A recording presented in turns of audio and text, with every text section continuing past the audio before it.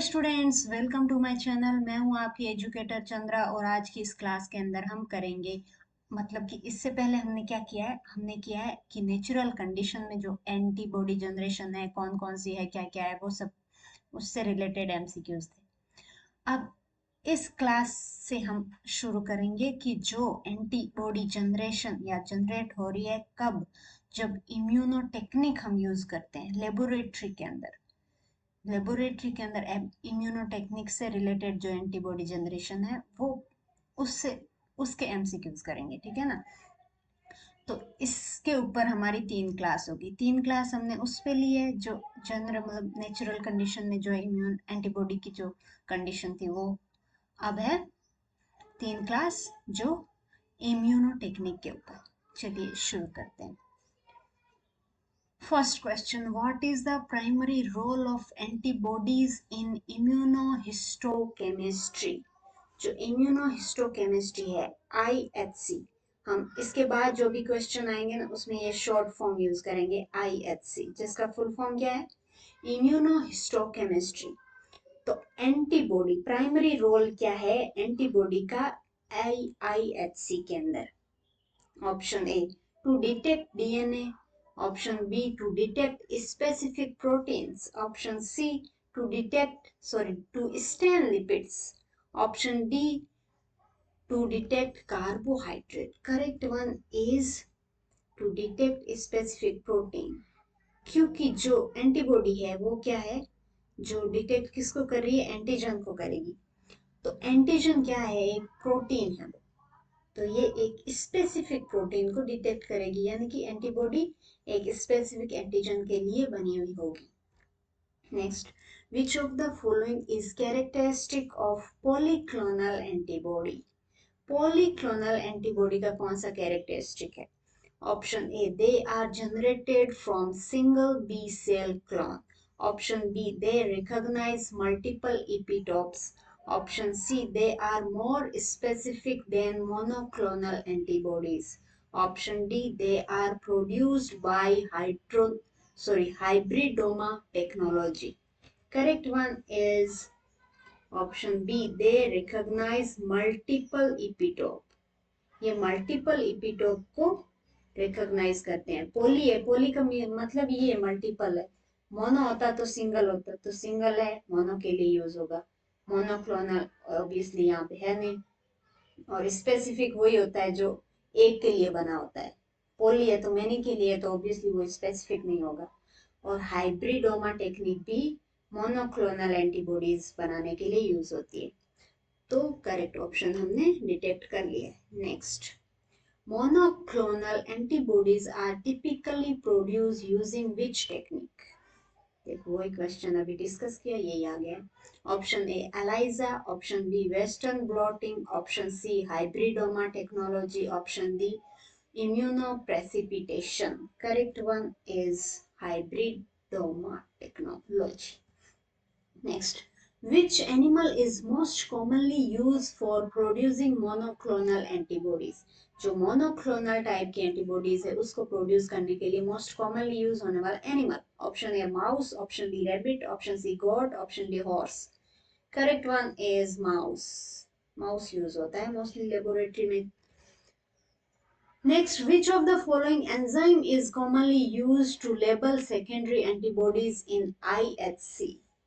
जो secondary antibody है उसको लेबल करने के लिए कौन सा एंजाइम यूज होता है? Option A alkaline phosphatase, option B amylase, option C peroxidase, option D lysozyme. Correct one is peroxidase use होता है सेकेंडरी एंटीबॉडी को लेबल करने के लिए IHC के अंदर। Next, in IHC what is the function of secondary antibody? secondary antibody क्यों use करते हैं, उसका फंक्शन क्या है? Option A to directly bind to the antigen, option B to bind the primary antibody and amplify the signal, option C to prevent non specific binding, option D to stain the background. बहुत ही easy option है, तो इसका correct one है primary antibody से ये bind करेंगे और सिग्नल को एम्पलीफाई करने का काम करेंगे। Next, in the hybridoma technique which cells are refused with B cells to create, sorry, which cells are fused with B cells to create hybridomas. Hybridoma technique के अंदर बी सेल को किसके साथ फ्यूज करके हाइब्रिडोमास बनाए जाते हैं. Option A myeloma cells, option B epithelial cells, option C neurons, option D fibroblast. Correct one is myelomas क्या कैंसर सेल्स होती है, उसको इसके साथ फ्यूज करके हाइब्रिडोमास क्रिएट किए जाते हैं, यानी कि मोनोक्लोनल एंटीबॉडी जनरेट किए जाते हैं. Next, what is the purpose of blocking in IHC. IHC के अंदर जो ब्लॉकिंग है वो क्यों की जाती है. Option A to stop antigen antibody binding, option B to prevent non specific binding, option C to denature the protein, option D to enhance the binding of antibody. Correct one is to prevent non-specific binding. हमको क्या चाहिए, हमको result चाहिए. तो result तभी आएगा जब हमारा काम है वो एक स्पेसिफिक मतलब स्पेसिफिक वे में होगा. तो ये कहीं पर भी बाइंड हो जाएगी तो हमको रिजल्ट सही नहीं मिलेगा. तो ऑब्वियसली हमको नॉन स्पेसिफिक बाइंडिंग है उसको रोकना है एंटीबॉडी एंटीजन के बीच का.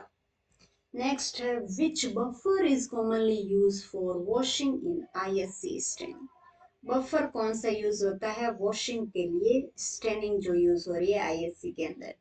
Option A tris buffered saline PBS, option B phosphate buffered saline PBS, option C sodium citrate buffer, option D acetate buffer. Correct one is PBS phosphate buffered saline use होता है IHC की stand wash करने के लिए. Next, which of the following is method to retrieve antigens in formalin fixed tissues. जो formalin के अंदर जो टिश्यू फिक्स्ड है उनके अंदर से जो एंटीजन है उनको रिट्राइव करना है तो उसके लिए कौन सा मेथड यूज करेंगे. Option A enzymatic digestion, option B acid hydrolysis, option C heat induced epitope retrieval, option D freeze thaw cycles. Correct one is HIER, heat induced epitope retrieval. यानी कि फॉर्मेलिन में फिक्स करते हैं तो वो जो tissues के साथ एंटीजन है वो फॉर्मेलिन के साथ रिएक्ट कर जाते हैं. तो एंटीबॉडी से बाइंड कैसे होंगे जब इपिटॉप फ्री नहीं है उसका, है ना. तो फ्री करने के लिए हम ये मेथड यूज करते हैं जिससे हीट करेंगे, हीट करने से फॉर्मेलिन हट जाएगा और हम उसके साथ फिर एंटीबॉडी को बाइंड कर सकते हैं. Next, what is the purpose of antigen retrieval in IHC. तो एंटीजन रिट्राइवल का पर्पस क्या है आईएचसी के अंदर, क्यों करते हैं, अभी बता दिया मैंने शायद. Option A to cross link proteins, option B to enhance antibody antigen interaction, option C to prevent antibody degeneration, option D to fix the tissue.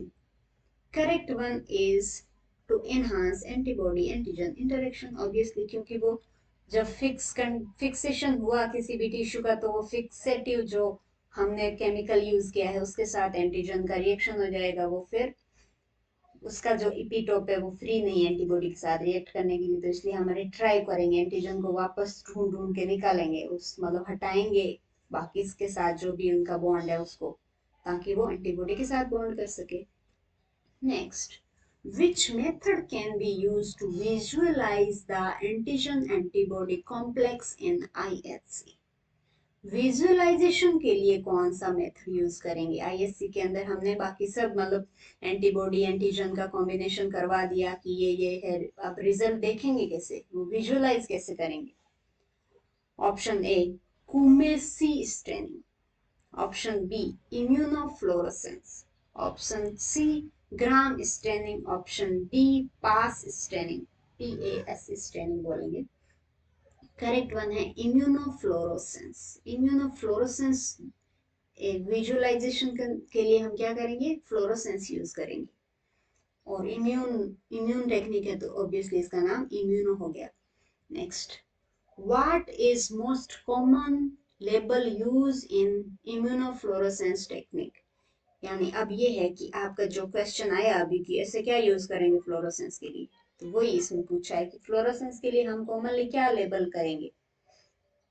Option A horseradish peroxidase, option B alkaline phosphatase, option C fluorescein isothiocyanate FITC, option D bromophenol blue.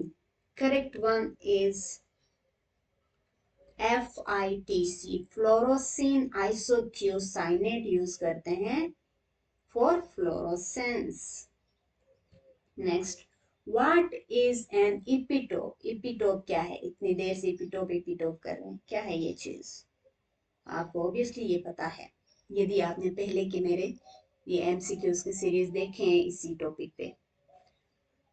Option A the whole antigen molecule, option B a specific part of an antigen recognized by an antibody, option C the constant region of an antibody, option D the variable region of an antibody. Correct one is a specific part of antigen recognized by antibody. ये क्या है, एक specific part है antigen का जो कौन recognise करेगा, antibody इसको रिकॉग्नाइज करके इसके साथ बॉन्डिंग बनाएगी, है ना। तो ये है epitope. Next, in which format of immunoassay is the primary antibody directly labelled. जो प्राइमरी एंटीबॉडी है ना उसको डायरेक्टली लेबल करेंगे, वो कौन सा फॉर्मेट है इम्यूनोएसे का जिसमें सेकेंडरी एंटीबॉडी नहीं यूज कर रहे हैं, हम सीधा ही प्राइमरी एंटीबॉडी को ही सीधा देख रहे हैं, है ना। उस फॉर्मेट को क्या बोलेंगे। Option A direct immunoassay, option B indirect immunoassay, option C sandwich ELISA, option D competitive ELISA. Correct one is direct immunoassay, obviously directly use हो रहा है तो डायरेक्ट इम्यूनोएसे। नेक्स्ट है what is advantage of using indirect immunoassay over a direct immunoassay. तो आपका ये question बन ही गया होगा कि ऐसा क्यों है कि हम इनडायरेक्ट क्यों यूज कर रहे हैं, जब प्राइमरी एंटीबॉडी है उसको सीधा क्यों नहीं यूज कर रहे हैं, है ना, एनालाइज के लिए क्यों हम एक्स्ट्रा एंटीबॉडीज वेस्ट कर रहे हैं उस पर। वाई, क्या एडवांटेज है ऐसा एंटी मतलब इनडायरेक्ट इम्यूनोएसे का। इनडायरेक्ट मतलब कि सेकेंडरी एंटीबॉडीज और यूज होना, और डायरेक्टली में सिर्फ प्राइमरी एंटीबॉडी को ही हम लेबल करके देख रहे हैं। तो option A increased specificity, option B increased sensitivity due to signal amplification, option C decreased time, option D no need for a secondary antibody. Correct one is increase sensitivity due to signal amplification. हम और ज्यादा antibody secondary antibody use करेंगे तो क्या होगा, उसमें signal amplification होगा। तो वो कैसे होगा, यदि आपको पता है तो आप इसको आगे करके देख सकते हैं वीडियो को, जब नहीं पता है तो आप देख लें कि जो ये एंटीजन है इससे ये एंटीबॉडी आके अटैच हुआ है, ठीक है ना। तो ये ऐसे नहीं अटैच होता है ना, ऐसे ही होता है अटैच। तो अब क्या होगा, अब होगा सेकेंडरी एंटीबॉडी आके यहाँ पे अटैच होगी, है ना। तो अब क्या है, इसकी जो ये प्राइमरी हो गया, ये हो गई सेकेंडरी एंटीबॉडी। सेकेंडरी एंटीबॉडी पे अब लेबलिंग के लिए कितनी जगह होगी, 2 जगह होगी। तो जब लेबलिंग के लिए 2 जगह है, मान लो कि एक जगह पे आपने 1 लट्टू लगाया उसकी जगह 2 लट्टू लगा दिए, तो आपको लाइट कहाँ से ज्यादा दिखेगी, ज्यादा ऑब्वियसली 2 लट्टुओं से दिखेगी, है ना। 2 लाइट लगा दी तो ज्यादा रोशनी दिखेगी ना। तो क्या होगा कि ये सिग्नल एम्पलीफिकेशन का मतलब यही होता है, यदि हम जैसे ये प्राइमरी एंटीबॉडी है उसी को लेबल कर रहे हैं तो इसके ऊपर हम एक ही जो लेबल कर सकते हैं ना, एक जगह पे कर सकते हैं, बट एंटीबॉडी जो सेकेंडरी एंटीबॉडी उसको 2 जगह पे कर सकते हैं। इसलिए इसके जो मतलब कि एम्पलीफिकेशन, सिग्नल एम्पलीफिकेशन वो बढ़ रहा है इस वजह से। What is the main limitation of polyclonal antibodies in IHC? अब है सेकेंड मतलब नेक्स्ट क्वेश्चन पे है ना, कि जो लिमिटेशन क्या है पॉलीक्लोनल एंटीबॉडीज यूज करने का in IHC। Option A limited availability, option B high specificity, option C batch to batch variability, option D inability to bind antigens. Correct one is batch to batch variability. कि हम जो mostly क्या देख रहे हैं अभी तक कि मोनोक्लोनल एंटीबॉडी यूज हो रही है, तो पॉलीक्लोनल को यूज करने का ऐसा क्या लिमिटेशन है जिस वजह से हम पॉलीक्लोनल एंटीबॉडी को नहीं यूज करते हैं? क्योंकि पॉलीक्लोनल है मतलब कि वो इसके लिए वो अलग अलग इपिटोप पे बाइंड हो जाता है, कभी यहाँ पे बाइंड हो रहा है, ये एंटीजन है मान लो, कभी यहाँ से बाइंड हो रहा है, कभी यहाँ से बाइंड हो रहा है, यानी इस टाइप इधर जो इपिटोप है मान लो वो किसी और एंटीजन के ऊपर है तो वहां पर भी ये बाइंड हो जाएगा जाके, तो इसमें कोई स्पेसिफिसिटी नहीं है बाइंड होने की। तो स्पेसिफिसिटी नहीं है तो क्या होगा कि बेच टू बेच वेरिएबिलिटी दिखेगी रिजल्ट के अंदर हमको, क्योंकि बैच टू बैच का मतलब है सैंपल टू सैंपल। इस सैंपल में हमने मान लो इसका मतलब इसका एक टेक्निक का यूज किया है और इसमें डिटेक्ट करना है कोई चीज हमको एंटीजन को, और एक ये यूज किया है, और सेम ही एंटीबॉडी यूज करिए दोनों में, और सेम पर्सन का ही सैंपल है और एंटीजन है इसमें, बट रिजल्ट दोनों में अलग अलग आ रहे हैं क्योंकि ये पॉलीक्लोनल है, क्योंकि इसमें जो बाइंड किए जिस एंटीबॉडी के साथ एंटीजन के साथ वो यहाँ पे अलग एंटीजन के साथ बाइंड कर रहे हैं, क्योंकि ये पॉलीक्लोनल है। पॉलीक्लोनल मतलब अलग अलग एपिटोप से बाइंड कर सकते हैं, स्पेसिफिसिटी नहीं है। समझ आ गया? तो इस रीजन से इसको हम नहीं यूज करते हैं, ये लिमिटेशन है पॉलीक्लोनल का आईएचसी के अंदर यूज करने का। Next, which of the following is an advantage of monoclonal antibodies? तो ऑब्वियसली अभी बता दिया, इससे पता चल गया, फिर भी देख लेते हैं। ऑप्शन ए recognize multiple epitopes, ऑप्शन बी less expensive to produce, option सी high specificity, ऑप्शन डी shorter production time। Correct one is high specificity की वजह से हम मोनोक्लोनल का एडवांटेज है यूज करने का आईएचसी के अंदर, इसलिए यूज करते हैं। Next, which of the following method is use to purify antibodies? जो एंटीबॉडीज है अलग अलग उनको प्योरीफाई करने के लिए कौन सा मेथड यूज करेंगे? Option A affinity chromatography, option B gel electrophoresis, option C dialysis, options D centrifugation। Correct one is affinity chromatography. जो अलग अलग एंटीजन है एंटीबॉडीज है ए जी ई, इनको प्योरीफाई करने के लिए हम क्या यूज करेंगे? Affinity chromatography. Okay bye bye, thank you so much.